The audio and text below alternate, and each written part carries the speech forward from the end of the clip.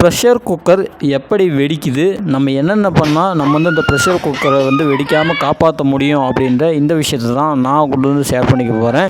இந்த வீடியோக்குள்ளே போகிறதுக்கு முன்னாடி மறக்காமல் சேனலை சப்ஸ்கிரைப் பண்ணுங்கள், கூடிய பெல் ஐக்கானை ப்ரெஸ் பண்ணுங்கள். வாங்க வீடியோக்குள்ளே போகலாம்.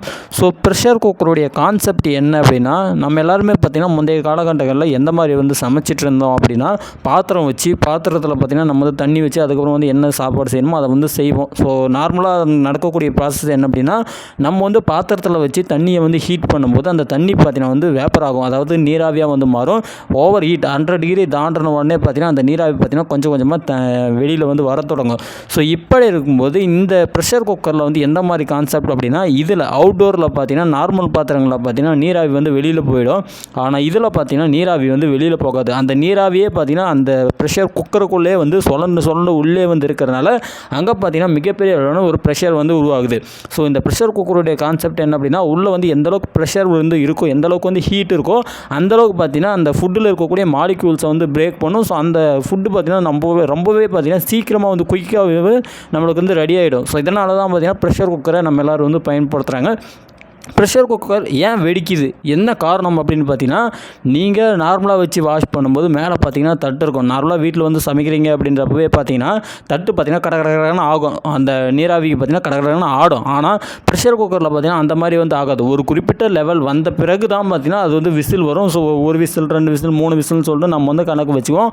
இதில் வந்து நீராவி வந்து வெளியில் போகிறதுல உள்ளே வந்து லாக் ஆகிறதுனால அங்கே நடக்கக்கூடிய ப்ராசஸ் என்ன அப்படின்னா, நம்ம சிக்கன் போடுறனாலும் சரி, இல்லை வந்து மட்டன் போடுறோம் அப்படின்னா சரி, எது போட்டாலுமே கொஞ்சம் வந்து மீடியம்ன்றதை விட முடிஞ்ச அளவுக்கு வந்து என்னை கேட்டால் வந்து இந்த நான்வெஜ்ஜில் வந்து ப்ரெஷர் குக்கரில் போடவே கூடாது. ஏன் அப்படின்னா, அந்த ப்ரெஷர் குக்கரில் இருக்கக்கூடிய அந்த குக்கர் வால்வு இருக்குல்ல, ஏர் வெளியில் போகுதில்ல, so air pressure valve, so அதில் பார்த்தீங்கன்னா இந்த சிக்கன் பீஸு இந்த மாதிரி சின்ன சின்ன தூள்கள்லாம் போய் வந்து அடிச்சிக்கும் போது ஸோ அங்கே பார்த்தீங்கன்னா ப்ரெஷர் வந்து வெளியில் ஆகாது. 2 விசில் 3 விசில் வெளியில் வந்துச்சு அப்படின்னா ஆட்டோமேட்டிக்காக பார்த்தீங்கன்னா ப்ரெஷருடைய அந்த இது பார்த்தீங்கன்னா குறைஞ்சிரும். அதுக்கு ஒரு 10 நிமிஷம் கழிச்சு நம்ம வந்து ஓப்பன் பண்ணி நம்ம வந்து சாப்பாடு எடுத்துக்கலாம். ஆனால் அது வந்து கம்ப்ளீட்டாக வந்து அடிச்சிக்கிச்சு, வெளியில் வந்து ப்ரெஷர் வரல, வெளியில் வந்து அந்த ஏர் வந்து லீக் ஆகலை அப்படின்றப்ப வேறு வழி இல்லை.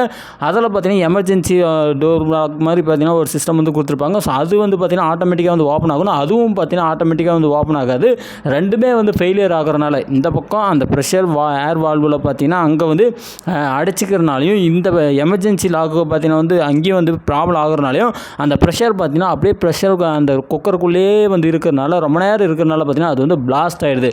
ஸோ நீங்கள் வந்து மேக்ஸிமம் வந்து நான்வெஜ் வந்து செய்யும்போது அந்த நான்வெஜ்ஜில் இருக்கக்கூடிய அந்த பீசஸ் தான் போய் பார்த்திங்கன்னா அதில் வந்து அடிச்சிக்குதுன்றாங்க.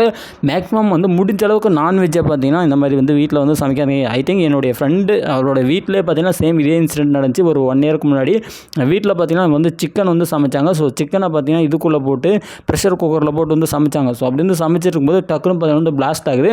பிளாஸ்ட் ஆகும்போது என்னாச்சு அப்படின்னா, அந்த மூடி பார்த்திங்கன்னா பறந்துட்டு போயிட்டு மேலே ஓட்டில் அடித்து ஓடே பார்த்திங்கன்னா உடஞ்சி போச்சு. கீழே பார்த்திங்கன்னா அந்த சாப்பாடு செய்கிறதுக்காக டைல்ஸ் போட்டிருப்பாங்கள்ல, டைல்ஸுக்கு மேலே வந்து அடுப்பு வச்சுருப்பாங்க. இந்த கீழே இருக்கக்கூடிய அந்த டைல்ஸும் பார்த்தீங்கன்னா வந்து கிராக் ஆகிடுச்சு. ஸோ கீழே ஒரு ப்ரெஷர் பண்ணி கீழே ஒரு அடி அடிச்சிருக்கு, மேலே ஒரு அடி அடிச்சிருக்கு. ஸோ இந்த மாதிரி பார்த்தீங்கன்னா வீட்டில் மிகப்பெரிய அளவிலான டேமேஜ் வந்து வந்துருச்சு.